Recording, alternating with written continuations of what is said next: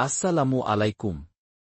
আমরা এখন আজানের জবাব দেয়ার নিয়ম সম্পর্কে জানব। আজান ইসলামের অন্যতম নিদর্শন। আরবি আজান শব্দের অর্থ ঘোষণা। 5 ওয়াক্ত ফরজ নামাজের আহ্বান করা হয় আজানের মাধ্যমেই। আজান শুনে আজানের জবাব দেয়া হজরত মুহাম্মদ সাল্লাল্লাহু আলাইহি ওয়াসাল্লামের সুন্নত।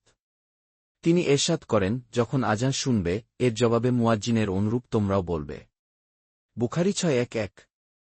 আজানের জবাব দেয়ার পদ্ধতি হল, মুয়াজ্জিন প্রতিটি বাক্য বলে থামার পর শ্রোতা ওই বাক্যটি নিজেও বলবে। কিন্তু মুয়াজ্জিন হাইয়া আলাস সালাহ ও হাইয়া আলাল ফালাহ বলার সময় শ্রোতা লা হাওলা ওয়ালা কুওয়াতা ইল্লা বিল্লাহ বলবে। এটাই বিশুদ্ধ অভিমত, মুসলিম 385। তবে কোনো বর্ণনায় হাইয়া আলাস সালাহ ও হাইয়া আলাল ফালাহ বলার সময়ও মুয়াজ্জিনের অনুসরণ করার অনুমতি দেয়া হয়েছে।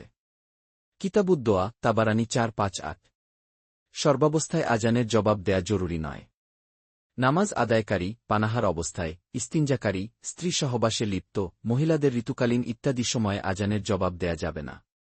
তবে অনেক আলেমের মতে আজানের পরক্ষণেই যদি উল্লিখিত কাজগুলো থেকে অবসর হয়, তাহলে সঙ্গে সঙ্গে আজানের জবাব দিয়ে দেয়া উত্তম। কোরআন তেলাওয়াতকারী তেলাওয়াত সাময়িক বন্ধ রেখে আজানের জবাব দেয়া উত্তম। আব্দুরুল মুক্তার 1:9-7। আজানের সময় চুপ থাকা সুন্নত। একান্ত প্রয়োজন না হলে সাধারণ দিনী ও দুনিয়াবি কথা বা কাজে লিপ্ত থাকা অনুচিত।